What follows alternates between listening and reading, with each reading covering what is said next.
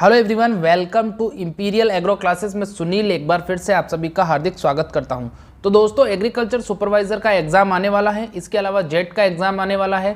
तो उसमें आपके जो ऑब्जेक्टिव आएंगे वो 11th और 12th की बुक से आएंगे। 11th और 12th की जो चैप्टर हैं उस बुक के पीछे जो ऑब्जेक्टिव दे रखे हैं लगभग वो हमेशा पूछे जाते हैं। तो मैंने 12th क्लास की जो एग्रीकल्चर की बुक है उसके सभी चैप्टर के ऑब्जेक्टिव मैंने सॉल्व करवा दिए हैं। वो क्लास अगर आपने अभी तक अटेंड नहीं की है तो वो आप अटेंड कर सकते हो, उसका लिंक मैंने डिस्क्रिप्शन में दिया हुआ है। अब इस वीडियो में हम डिस्कस करने वाले हैं 11th क्लास का जो आपका बुक है उस बुक के इंपॉर्टेंट क्वेश्चन। इस बुक को भी मैं 3 पार्ट में बनाऊंगा ताकि आप इसको आसानी से देख सको। तो चलिए शुरू करते हैं आज का हमारा रोमांचक सफर। क्वेश्चन नंबर फर्स्ट की तरफ बढ़ते हैं।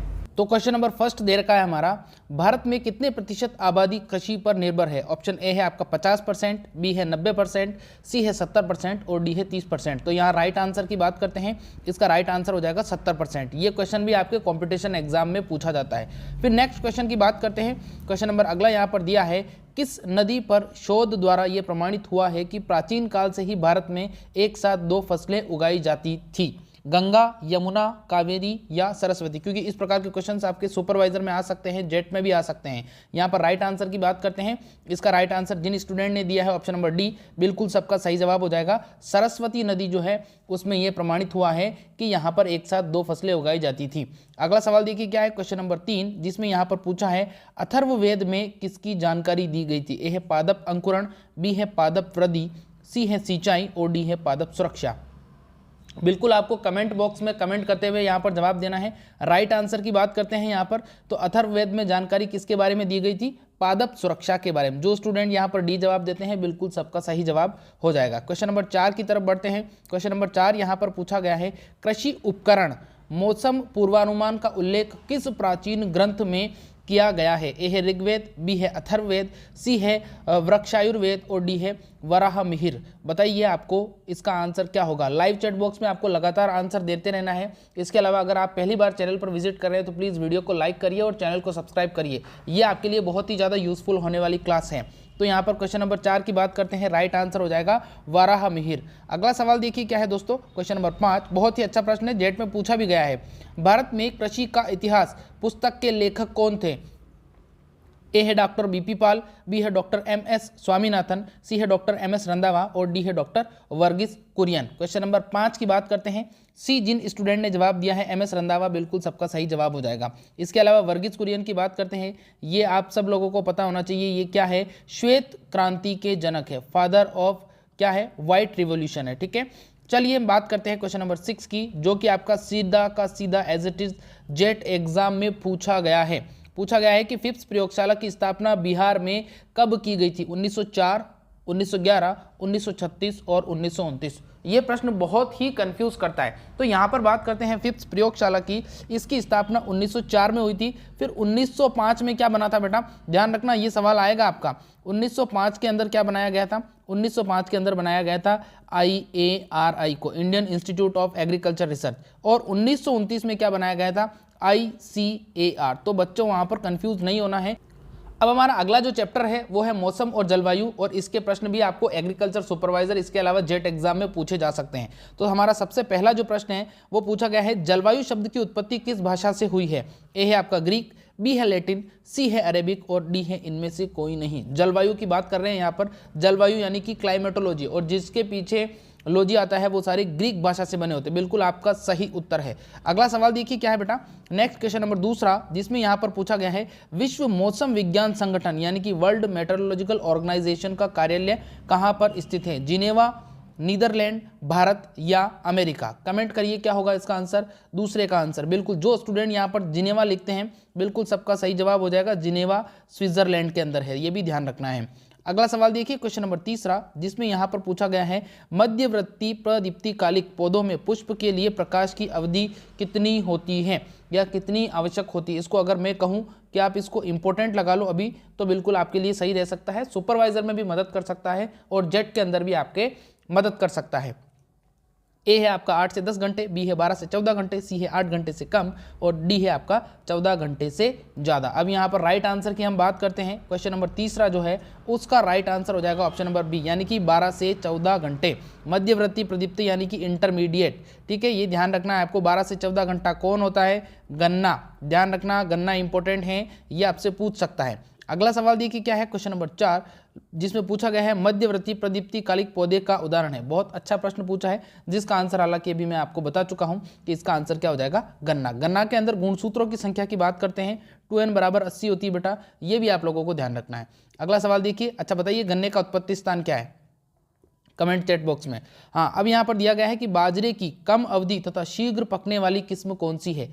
ए है आपका RHB 171, बी है आपका GHB 538, सी है आपका HHB 67 और डी है आपका RHB 173। कमेंट करिए क्या होगा। क्वेश्चन नंबर 5 की बात करते हैं। बिल्कुल, जो स्टूडेंट यहाँ पर जवाब देते हैं सी यानी कि HHB 67, बिल्कुल सबका सही जवाब हो जाएगा। बाजरे से तो हमेशा सवाल पूछा ही जाता है, क्योंकि बाजरा राजस्थान में बहुत ज़्यादा होता है। बाजरा की अगर मैं बात करता हूँ तो थोड़ा सा ट्रिक बता देता हूँ। ये जो बाजरा है ये सबसे ज़्यादा बाड़मेर में उगाया जाता है, ठीक है, तो ध्यान रखना इसको। इस प्रकार से आप याद कर सकते हो, बी से बाजरा, बी से बाड़मेर, ठीक है। होता कहाँ पर है? अलवर में सबसे ज़्यादा होता है। क्वेश्चन नंबर 6 की बात करते हैं।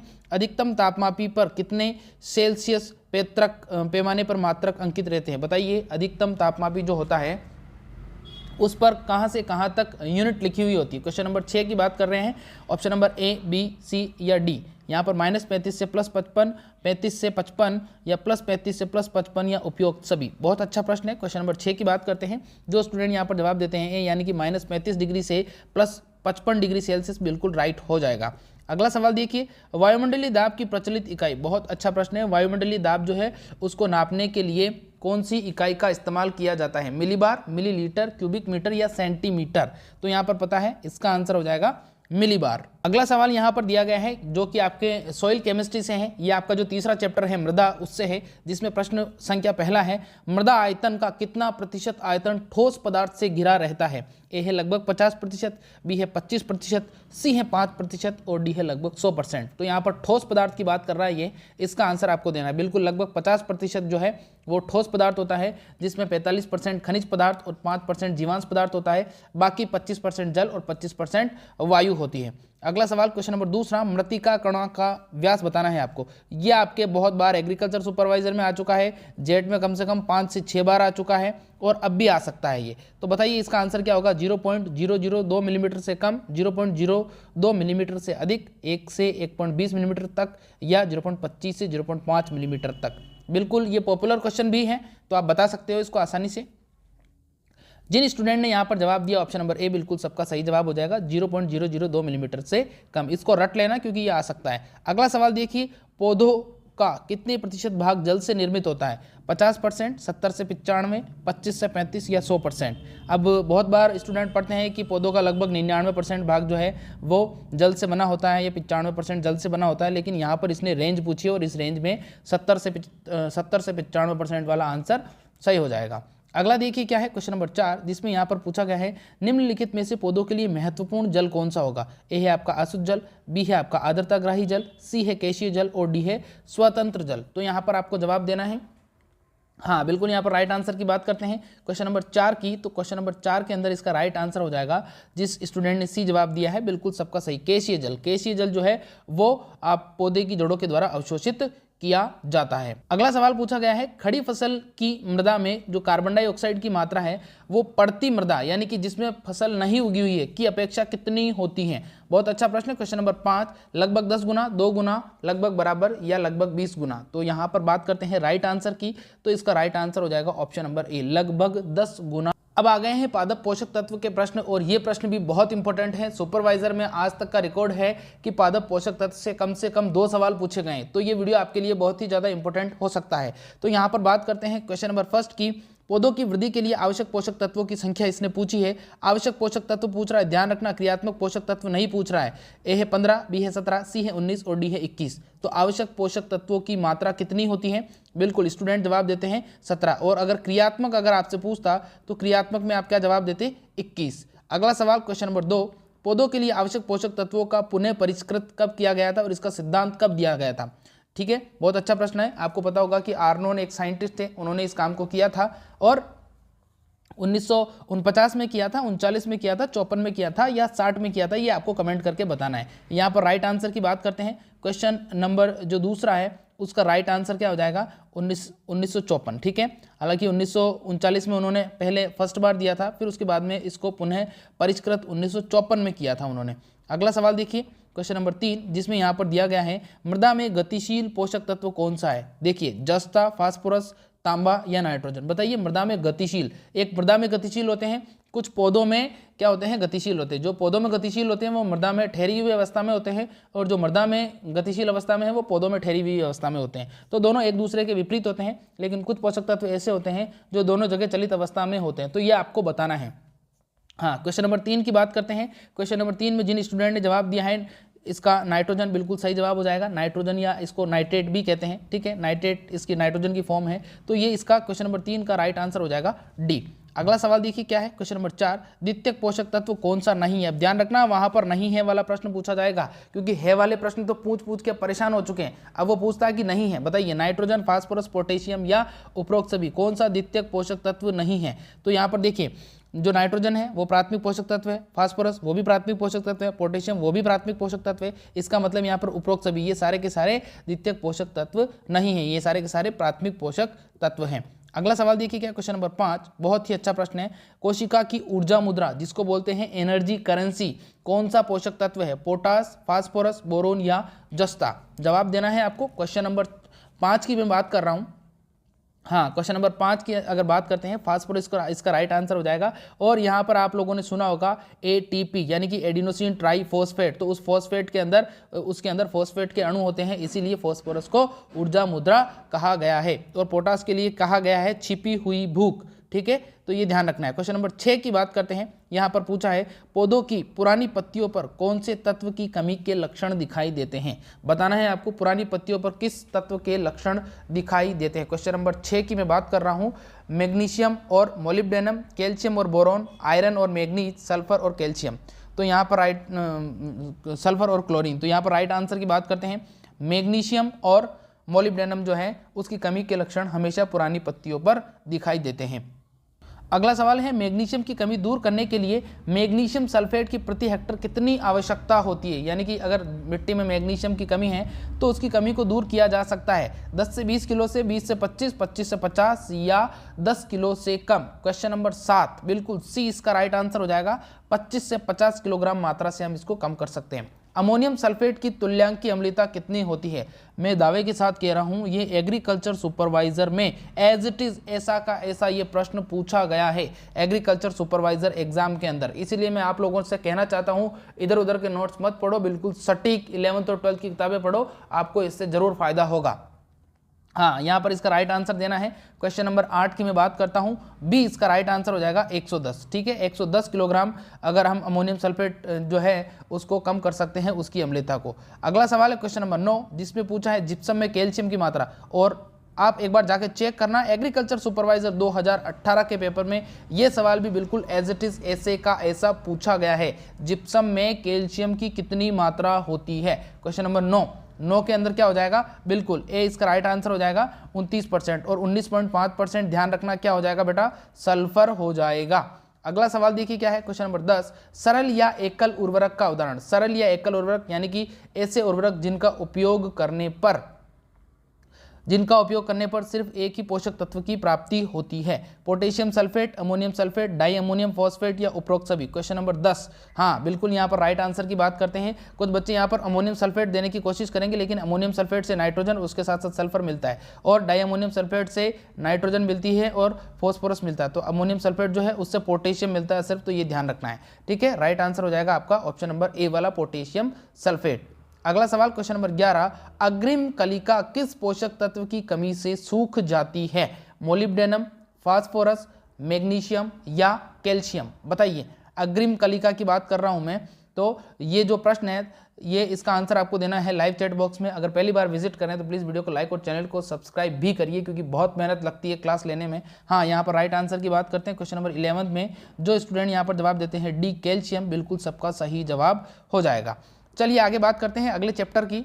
अगला सवाल है आपका सिंचाई वाला, और सिंचाई वाले में पहला प्रश्न पूछा गया है कि पेड़ पौधों में औसत कितना जल पाया जाता है, 40%, 90%, 60% या 30%। तो आपको पता है, जैसा कि अभी मैंने पहले ही आपको सॉल्व करवाया था, लगभग पौधों का 90 से 95% भाग जो है वो जल का बना होता है। अगला सवाल है, पौधों में स्फीत कोशिका विभाजन प्रकाश संश्लेषण के लिए आवश्यक अवयव कौन सा होगा? प्रकाश संश्लेषण के लिए आवश्यक मृदा, खाद, जल या फिर वायु। पौधों में स्फीत कोशिका विभाजन प्रकाश संश्लेषण के लिए आपको इसका आंसर देना है। क्वेश्चन नंबर 2 की मैं बात कर रहा हूं। आपको पता है कि प्रकाश संश्लेषण जो है वो जल के बिना नहीं हो सकता है। अगला सवाल देखिए क्या है, क्वेश्चन नंबर 3, जिसमें यहाँ पर दिया गया है कि पौधों की पत्तियों के पर्णरंध्रों के माध्यम से पानी के उत्सर्जन करने की क्रिया को क्या कहते हैं? जवाब देना है। यानी कि जो पत्तियां होती हैं, पत्तियों पर बहुत बहुत बारीक छेद पाए जाते हैं और इन बारीक छेद से लगातार पानी जो है वो वाष्पीकृत होकर उड़ता रहता है। इस प्रक्रिया को क्या कहा गया है? क्वेश्चन नंबर 3 बिल्कुल वाष्पोत्सर्जन इसका राइट आंसर हो जाएगा बेटा, वाष्पीकरण मत कर देना। अगला सवाल है क्वेश्चन नंबर 4, जिन नहरों में हमेशा पानी बहता है उन्हें क्या कहते हैं? तो इसका तो इजी सा सवाल हो जाएगा, नित्यवाही नदियां, है ना। ठीक है, अगला देखिए क्या है, क्वेश्चन नंबर 5वां, ऐसा जल स्रोत जिसमें सीढ़ियां बनी होती। थोड़े से इसमें पुराने टाइप के क्वेश्चन आएंगे, इसका राइट आंसर हो जाएगा बावड़ी, है ना। बावड़ी में आप लोगों ने देखा होगा कि सीढ़ियां बनी होती है जिसको उतरकर हम नीचे भी जा सकते हैं। अगला सवाल देखिए, खेत से अनावश्यक जल को बाहर निकालने की जो क्रिया है वो क्या कहलाती है? जल मांग, जल निकास, जल संग्रह या जल प्लाव। तो आपको पता है कि जल निकास कहलाती है। ठीक है, अगला सवाल देखिए बेटा क्या है, अगला जो चैप्टर है हमारा बहुत ही इंपॉर्टेंट चैप्टर है, उसके क्वेश्चन मैं आपको अब सॉल्व करवाने वाला हूं। अगला जो चैप्टर है वो है कृषि और उसके विभिन्न यंत्र, और यंत्र में से पहला प्रश्न यहां पर दिया गया है, भू परिष्करण कितने प्रकार का होता है? पहला ही प्रश्न बताइए, 5, 2, 3 या 1। भू परिष्करण की बात कर रहे हैं। भू परिष्करण का मतलब क्या होता है? भू परिष्करण का मतलब मिट्टी में वो सभी क्रियाएं करना जो फसल उगाने के लिए आवश्यक होती है, जिससे मिट्टी को समतल करना, ढीली करना, इसके अलावा गहरी जुताई करना। ठीक है, तो यहाँ पर राइट आंसर की बात करते हैं। यहाँ पर राइट आंसर हो जाएगा इसका 2, यानी कि 2 प्रकार का होता है, प्राथमिक भू परिष्करण और द्वितीयक भू परिष्करण। ठीक है, अब यहाँ पर बात करते हैं अगला प्रश्न कौन सा हो सकता है। अगला प्रश्न यहाँ पर क्वेश्चन नंबर 2 जिसमें दिया गया है, केंद्रीय कृषि इंजीनियरिंग संस्थान की स्थापना किस वर्ष हुई थी? बहुत ही मखनिया लस्सी वाला प्रश्न है। ए है 1950, बी है 56, सी है 1976 और डी है 1986। अगर आपको पता है कि केंद्रीय कृषि इंजीनियरिंग संस्थान कहाँ पर है तो ये भी आप कमेंट करके जवाब दे सकते हैं। हालांकि मैं बता देता हूँ ये भोपाल के अंदर है और ये सवाल पिछली बार जेट एग्जाम में पूछा गया था। अगला सवाल देखिए क्या है। अच्छा, इसके आंसर की मैं बात करता हूँ तो इसकी जो स्थापना हुई थी वो स्थापना हुई थी 1976 के अंदर, ध्यान रखना। अगला सवाल देखिए क्या है बेटा, क्वेश्चन नंबर 3, देसी हल का भाग नहीं है। देखो यहाँ पर पूछा है नहीं है, शू, हरीश, पेडल या हत्ता। देसी हल का भाग कौन सा नहीं है? क्वेश्चन नंबर 3 की बात कर रहा हूं, पेडल उसमें नहीं होता है, सी इसका राइट आंसर हो जाएगा। अगला सवाल देखिए क्या है, मोल्ड बोल्ड हल का उपयोग कौन सा कार्य करने के लिए किया जाता है? बुआई, कटाई, मिट्टी पलटने के लिए या समतल करने के लिए? मोल्ड बोल्ड, जिसको एमबी प्लग के नाम से भी जाना जाता है, आपने कभी सुना होगा, गांव में इसको मोर प्लव के नाम से जानते हैं या मोर प्लव इसको बोला जाता है। हाँ बिल्कुल, मिट्टी पलटने के लिए इसका इस्तेमाल किया जाता है। अगला सवाल यहाँ पर दे रखा है क्वेश्चन नंबर 5, कंबाइन का कार्य बताना है आपको, जुताई, कटाई व मड़ाई, बुआई या उपरोक्त सभी। कंबाइन का कार्य बताइए, कंबाइन का कार्य बी आपका देखिए यहाँ पर ए है, सॉरी, कंबाइन का कार्य कटाई और मड़ाई दोनों ही है। ठीक है, कटाई और मड़ाई दोनों ही यहाँ पर की जाती है। अगला सवाल देखिए क्या है, क्वेश्चन नंबर 6, ट्रैक्टर चलित जो ट्रैक्टर चलित हैरो होता है उसमें कितने डिस्क होते हैं? 2 से 4, 3 से 4 या 4 से 10 या 10 से कम। तो यहाँ पर राइट आंसर की बात करते हैं, जो ट्रैक्टर के द्वारा जो चलित हैरो होता है, यंत्र, कृषि यंत्र जो है, उसमें 4 से 10 क्या होती हैं? डिस्क लगी होती हैं, जो गोल घूमने वाली डिस्क होती है उसकी यहाँ पर बात कर रहा हूँ। तो यह आपके एग्रीकल्चर की जो 11th की बुक है उसका फर्स्ट पार्ट था। सेकंड पार्ट भी मैं जल्दी ही लेके आऊँगा आप लोगों के लिए। प्लीज़ वीडियो को लाइक और चैनल को सब्सक्राइब करना। Thank you.